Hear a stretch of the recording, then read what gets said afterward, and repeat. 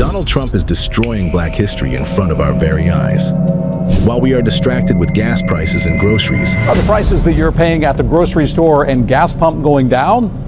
Pitt County residents are voicing their opinions today after a post on Truth Social from President Trump said that grocery and egg prices have improved. Something sinister is unfolding in the background. In March 2025, President Trump's administration began directly targeting enslavement exhibits at the National Museum of African American History. This is, of course, under the guise of an executive order titled Restoring Truth and Sanity to American History. Trump's cabinet is systematically dismantling Black history institutions nationwide. What truth are they exactly restoring? This is just the same lost cause narrative that's been trying to whitewash America's racist past for generations.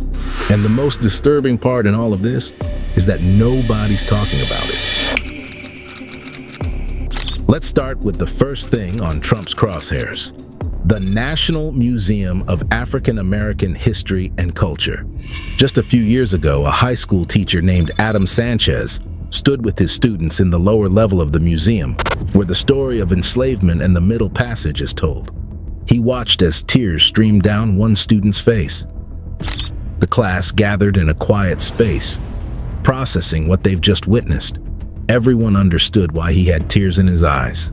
Sanchez later said, "I knew that the museum was going to bring this history to life in a way that you couldn't in the classroom, and it certainly did. And this was only one of the many stories that happen here. For millions of Black Americans, this wasn't just a building with artifacts. It was a testament to survival, resistance, and the persistence of the Black spirit. But now, Trump's executive order has put this vital institution in trouble. The order claims that the Smithsonian Institution, including the museum in question, has come under the influence of divisive, race-centered ideology. It demands the removal of what it calls improper ideology from these hallowed halls.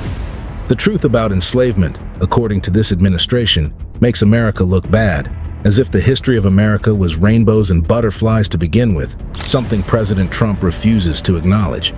But here's the irony in all of this.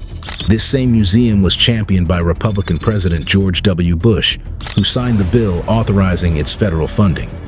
At its grand opening in 2016, Bush stood alongside Barack Obama, delivering passionate speeches supporting the museum's mission. Imagine that, two people from opposing parties came together to actually give respect to the history that built this nation. That's because they understood what Trump doesn't, that facing our history, however painful, makes America stronger. But there's something even more sinister at work here. The executive order doesn't just target the enslavement exhibits. It aims to fundamentally change how American history is presented. It demands that all public monuments and museums do not contain descriptions, depictions, or other content that inappropriately disparage Americans' past or living. In other words, if the truth makes people uncomfortable, the truth has to go. The museum's founding director, Lonnie Bunch, spent years collecting over 40,000 artifacts to tell their story. He created a space that celebrates not just the struggles, but also the joys, the culture, and the triumphs of the African American experience.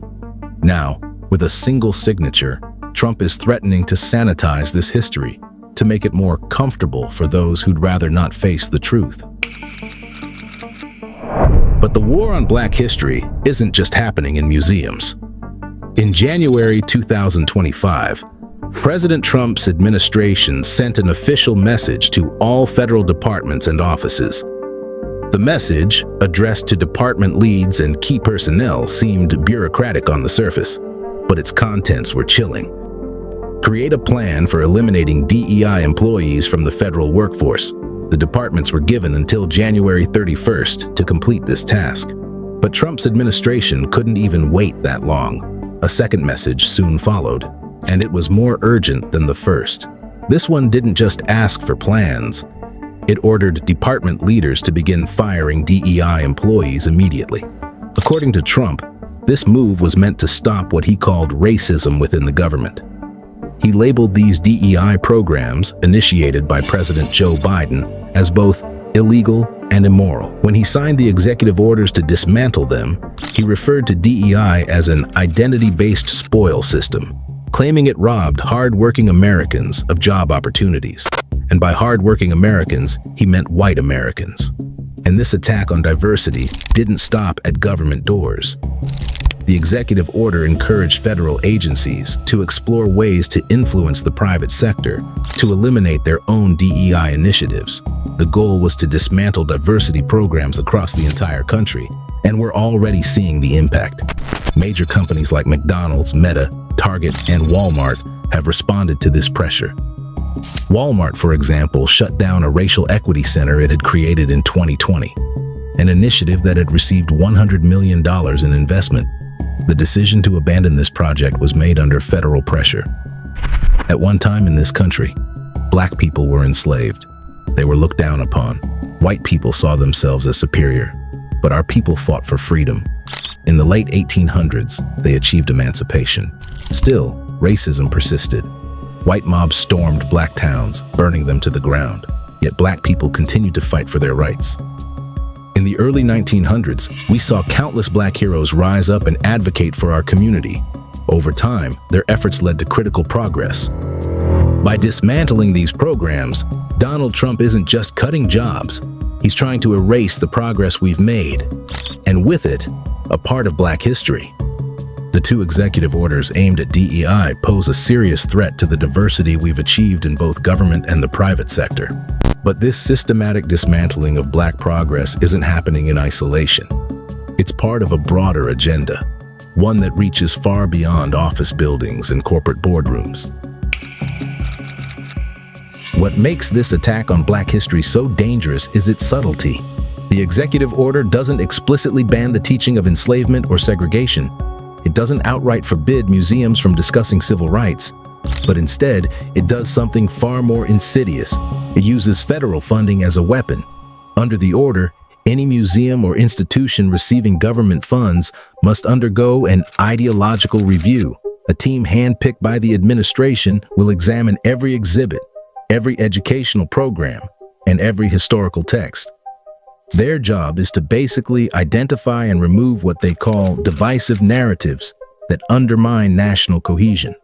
The order prohibits spending on exhibits or programs that degrade shared American values, divide Americans based on race, or promote programs or ideologies inconsistent with federal law and policy.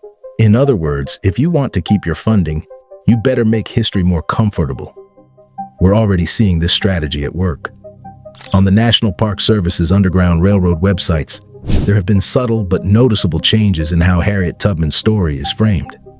Harriet Tubman was a woman who, after escaping enslavement herself, became the most famous conductor of the Underground Railroad, risking her life countless times to lead enslaved people to freedom. The National Museum of African American History and Culture even holds her shawl, a tangible piece of resistance against oppression. According to recent reports, where her image was once prominently featured in content about the Underground Railroad, some of those materials have been revised or reframed under the broader theme of black-white cooperation. Her picture and name haven't been entirely erased, but they are being softened, reframed, or relocated. These efforts don't explicitly erase her story, but they do attempt to soften it, to remove its radical edge and reduce it to something more palatable for those who would rather forget the reality of American history. But it gets worse. The order specifically critiques exhibits like The Shape of Power, Stories of Race and American Sculpture at the Smithsonian American Art Museum. Why? Because it dares to acknowledge that societies, including the United States, have used race to establish and maintain systems of white supremacy. But the museums and memorials are just surface-level symbols. Underneath them lies a deeper battle, one over who holds the power to define what America is and what it has been. While the nation debates whether the order is legal or ethical, the impact is already visible, and this went beyond just race. Some museums are restructuring their exhibits. One notable example is the Smithsonian American Women's History Museum, which has been directed by the executive order to exclude the recognition of transgender women entirely. The order mandates that the museum celebrate the achievements of women and not recognize men as women in any respect. effectively erasing the contributions and identities of trans women from the historical narrative. Others are preemptively censoring their panels. Tour guides are being told to avoid certain questions. Whole chapters of the American story are being shortened, softened, or skipped. I'd love to hear from you. Have you noticed these kinds of subtle changes in your own community, schools, or museums? Go ahead and drop your thoughts in the comments below. This is the state of the U.S. right now, a nation built on the labor, suffering, and resilience of people who still haven't received the justice they were promised. But Trump's executive orders don't stop at rewriting history. They reach into other areas of life where Black Americans attempt to thrive. Take education. Trump's executive orders are undermining support systems that disproportionately benefit historically Black colleges, institutions that have long been underfunded. Now, with freezes on federal loans and grants, it's becoming even harder for Black students to access financial aid and pursue higher education. And with DEI programs dismantled, the pipeline for hiring and retaining Black faculty is at risk. The assault on job opportunities is equally severe. Remember those apprenticeship programs championed by President Obama? The ones that specifically helped Black Americans who didn't attend college find paths into the federal workforce. Trump's orders have undermined them all. His administration has also revoked protections that helped Black employees in the federal workforce, making it easier for discriminatory practices, including layoffs targeting Black workers, to go unchecked. Even in healthcare, the systematic erasure continues. Black Americans already face disproportionately high rates of preventable disease. Without these programs tracking and addressing these disparities, health outcomes for our communities could worsen. This pattern of erasure extends to housing and economic stability.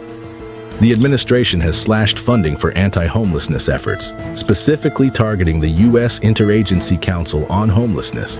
This council played a crucial role in supporting unhoused individuals, a large percentage of whom are Black. Defunding it puts more Black families at risk of homelessness. These changes make it harder for Black families to stay in the middle class, worsening the already persistent racial wealth gap. But perhaps the most alarming part is this: the erasure isn't slowing down. Every new executive order, every funding cut, every dismantled program sends a signal, not just about how the past is treated, but about who gets to have a future. And this isn't just happening in Washington. One U.S. state is quietly following the same playbook, scrubbing Black history from its schools, censoring educators, and rewriting curriculums behind closed doors. If you thought this problem couldn't get any worse, think again. Click here to watch this video.